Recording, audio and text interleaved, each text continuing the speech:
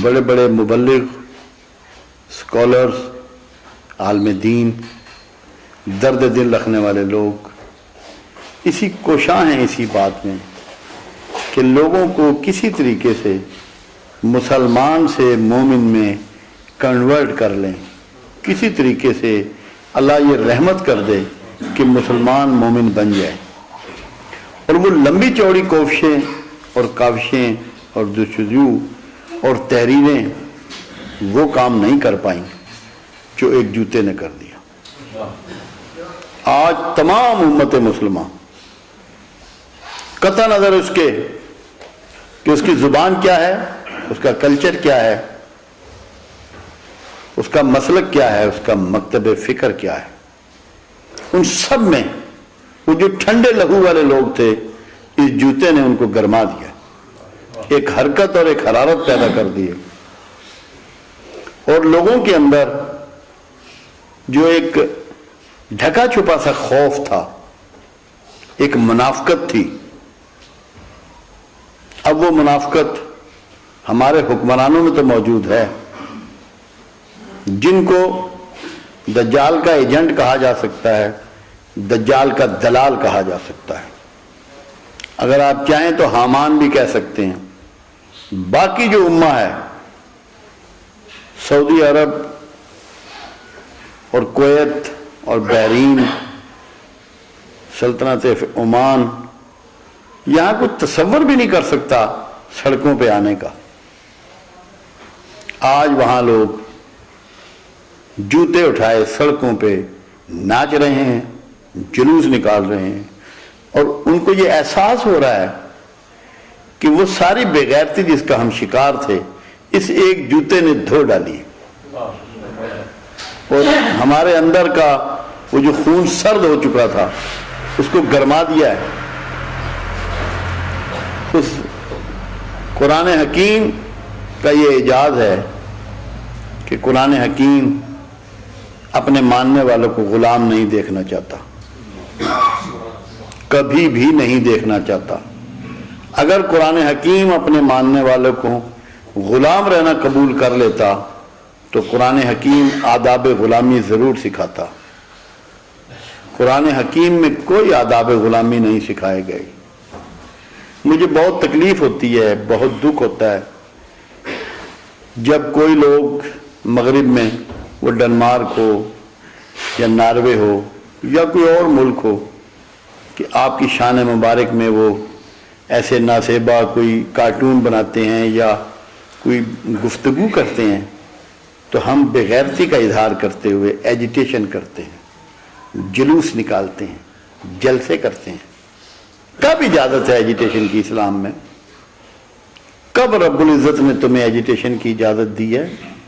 تمہیں اپنے گھوڑوں کو تیار کرنے کا حکم دیا ہے، تمہیں رونے کی اور سڑکوں پہ بلبلانے کی اجازت نہیں دی. یہ مومنوں کا طرہ نہیں ہے، یہ مومنوں کا طریقہ نہیں ہے. مومن کے لیے تو یہی ہے کہ تو جس حال میں بھی ہے تو چلتا پھرتا ہمہ وقت 24 گھنٹے تیرا جہاد جاری و ساری ہے. چاہے وہ نیند کے خلاف ہو، چاہے وہ غربت کے خلاف ہو، چاہے وہ جہالت کے خلاف ہو، چاہے وہ کسی خوف کے خلاف ہو، کسی لالچ کے خلاف ہو، کسی تفرقے کے خلاف ہو، تیرا جہاد جاری ہے.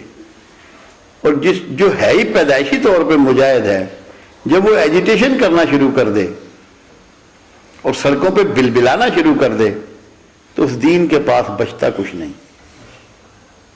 تو یہ اللہ نے احسان فرمایا کہ اس کے دل میں وہ حوصلہ ڈالا، وہ بات ڈالی کہ وہ جو ایک خوف کی دبیز چادر امت پہ چھا گئی تھی، ایک جوتے نے اسے پارا پارا کر دیا. اور اللہ کا احسان عظیم ہے. میں سمجھتا ہوں کہ اس بندے کو سلام پیش کرنا چاہیے سب کو، جس کو اللہ نے یہ ہمت اور یہ طاقت اور یہ خاص احساس دیا. ہر زمانے میں جتنے بھی قرآن حکیم میں کریکٹر ہیں، وہ فرعون کا ہو یا حامان کا ہو یا قارون کا ہو، یہ ہر زمانے میں موجود رہتے ہیں. اور یہ سارے تینوں کے تینوں بڑے کردار جس کے خلاف ہر صاحب ایمان کو ہمیشہ لڑنا ہے، اس کے سامنے کھڑا ہونا ہے. وہ کوئی بھی پیغمبر ہو، وہ ایمان ہی کی علامت ہوتا ہے، وہ اللہ کا نمائندہ ہوتا ہے، اور وہ ہمیشہ ان طاقتوں کو چیلنج کرتا ہے اور ان کے سامنے کھڑا ہوتا ہے. اور آج امریکہ جو تینوں بڑی طاقتیں ہوتی ہیں، فرعون ایک طاقت ہوتا ہے، اس کا بھی سمبل ہے، اس کا بھی علامت ہے. حمان بھی ایک طاقت ہوتا ہے، وہ خود بھی اس کی علامت ہے. اور جو ہمارے حکمران ہیں کسی بھی اسلامی ملک کے، اس میں کوئی ایسا اسلامی ملک نہیں ہے جس کو آپ تخصیص سے کہہ سکیں کہ اس کے حکمران جو ہیں وہ ان کے ایجنٹ نہیں ہیں. سب کے سب حامان ہیں. یہ اس کے پروردہ ہیں. یہ سمجھتے ہیں کہ ہمیں جو حکومت ہے یہ امریکہ دلواتا ہے، اور ہماری حکومت کو امریکہ محفوظ رکھتا ہے. یہ جوتا صرف بش کے منہ پر نہیں ہے. یہ ان کے جو ایجنٹ ہیں ان کی نیندیں اب حرام ہو چکی ہوں گی. انہیں پتہ لگ رہا ہوگا کہ اس زیدی کی سنت پہ اگر لوگوں نے عمل کیا تو ہم کہاں کھڑے ہوں گے. یہ ان کو کلیئر نظر آ رہا ہے، اور میں سمجھتا ہوں اس نے پردے اتار دیے. اور وہ قارون جو دنیا کے خزانوں پر سانپ بنے بیٹھے ہیں، ان کو بھی نظر آ رہا ہوگا. یہ ایک ایسی لہر اللہ رب العزت کے فضل و کرم سے پیدا ہوئی ہے جو سوچی بھی نہیں جا سکتی تھی. حالانکہ بہت سے مجاہدین ہیں جو بش کے خلاف یا امریکہ کے خلاف لڑ رہے ہیں، مگر وہ بھی یہ تحریک نہیں پیدا کر سکے جو اس عظیم انسان کے ایک عمل نے ساری دنیا کو ایک تحریک دے دی. یہ بڑا اللہ کا احسان ہے، بڑا فضل ہے اس کا. بات یہ ہے موجودہ تناظر میں جو حالات ہمیں درپیش ہیں، ہمیں اس کے حوالے سے غور کرنا ہے، اس کے حوالے سے سوچنا ہے. آپ کو یاد ہو کہ تاتاری جب وارد ہوئے ہیں ہمارے علاقے میں، بغداد تک گئے ہیں، سروں کے مینار بنائے ہیں انہوں نے، مگر کیا اللہ کی مرضی کے خلاف کیا انہوں نے؟ اللہ چاہتا تو تاتاریوں کو روک نہ سکتا تھا؟ انہیں پلٹا دیتا، ان کے دلوں پہ ہیبت ڈال دیتا، خوف میں مبتلا ہو جاتے، کوئی بڑی بیماری انہیں آج جکڑتی، مگر ایسا نہیں ہوا. انہوں نے آپ کے سروں کے مینار بنائے.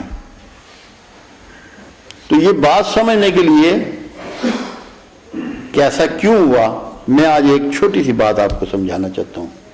اور وہ اس لیے سمجھانا چاہتا ہوں کہ میں یہ محسوس کر رہا ہوں بہت عرصے سے، بہت سی جگہ پہ میری گفتگو کے ریکارڈ موجود ہیں جہاں میں نے انہیں بتایا تھا کہ وقت آنے والا ہے. ایک جگہ میں کہیں فوج کے ایک حلقے میں گفتگو کر رہا تھا 10 سال پہلے 98 میں. تو میں نے انہیں یہ کہا کہ تم نے اپنی تیاری انڈیا سے لڑنے کے لیے نہیں کرنی. انڈیا چھوٹا شکار ہے، بڑا شکار نہیں ہے. جیسے وہ علامہ نے کہا نا، یزداں بکمان داور اے ہمت مردان، کہ تیرا شکار تو اللہ ہے، تو نے اللہ سے تعلق جوڑنا ہے. جبرائیل تیرے لیے کچھ بھی نہیں ہے. ایسے ہی میں نے دوستوں سے کہا 10 سال پیشتر کراچی میں کہ ہمارا شکار یا ہمارا ٹارگٹ انڈیا نہیں ہے، دجال ہے. اور نہ ہم نے سمندر عبور کر کے امریکہ جانا ہے، نہ ایسے حالات ہوں گے. وقت آ رہا ہے کہ دجال خود تمہارے علاقے میں آئے گا، چل کے آئے گا.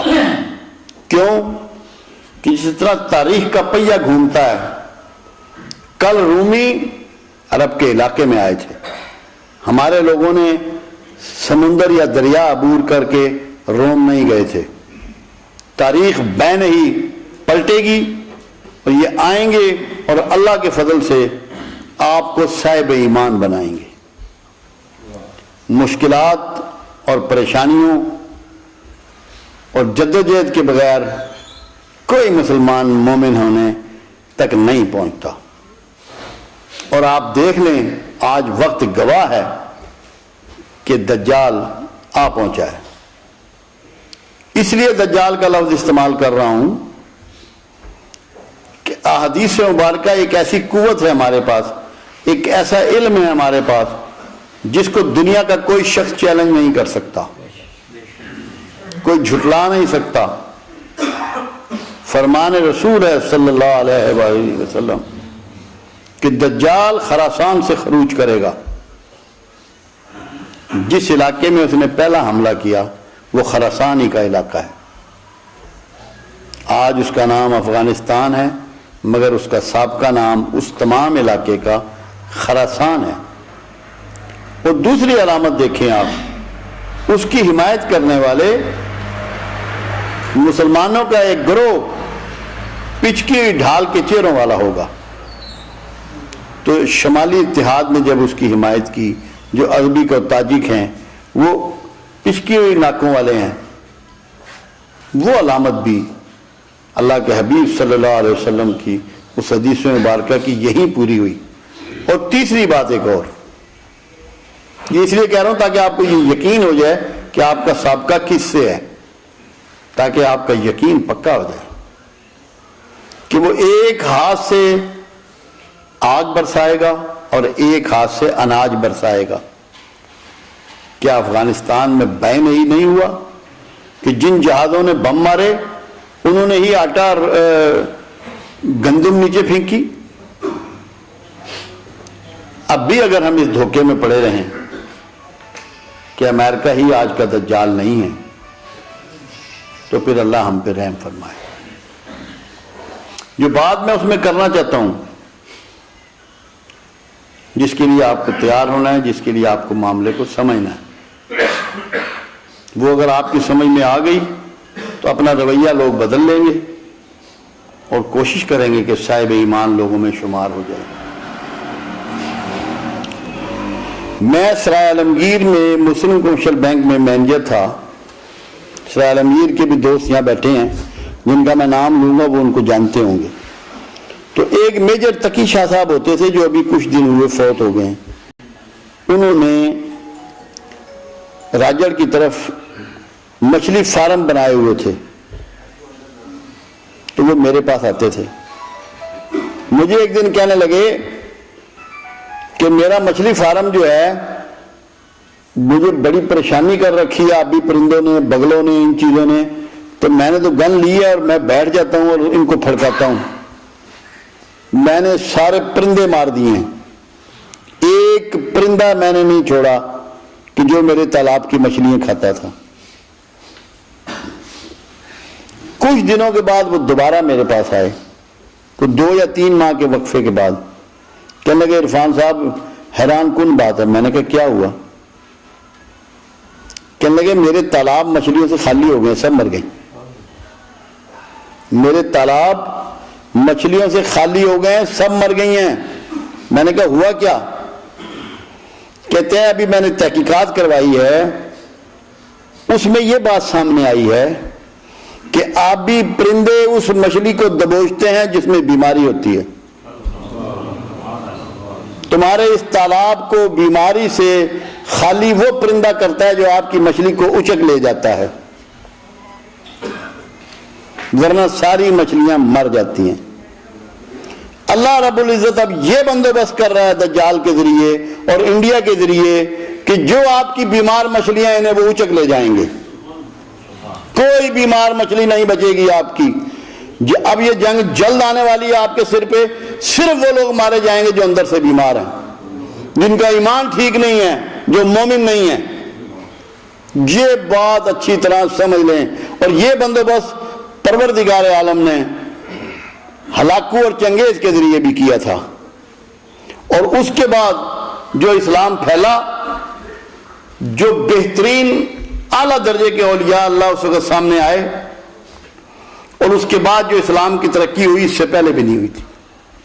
تو اب کیونکہ ہم میں بیماری بہت آ گئی ہے، ہمارے ایمان میں آ گئی ہے، یہ ایک جھٹکا آپ کو لگوایا ہے جوتے والا رب نے، تاکہ بات کو سمجھ لو، اپنے ایمانوں کو ٹٹول لو اور دیکھ لو جس میں خامی ہے وہ دور کر دے، ورنہ وہ آبی پرندے بیمار مچھلیوں کو پکڑ لیں گے. تو جو نہیں چاہتا کہ وہ اس میں ہلاک ہو، برباد ہو، وہ اپنے ایمان کو درست کر لے، ورنہ وقت اب آپ کے سر پہ آ پہنچا ہے. یہ حیرانگی کی بات ہے، جب تاتاری اس علاقے میں آئے تو بہت سے ولی اللہ جو اس وقت موجود تھے، لوگ ان کے پاس گئے کہ دعا کیجئے کہ یہ معاملہ ٹل جائے. اور یا اللہ کو کیا دکھایا گیا کہ تاتاریوں کی فوج کے آگے فرشتے چل رہے ہیں. یہ تذکرۃ الاولیاء ہے، اس میں اس کا پورا ذکر موجود ہے کہ فرشتوں کے آگے، تاتاری فوج کے آگے فرشتے چل رہے ہیں. اور وہ کیا کہہ رہے ہیں تاتاریوں سے کہ اے کافروں مارو منافقوں کو، اے کافروں مارو منافقوں کو.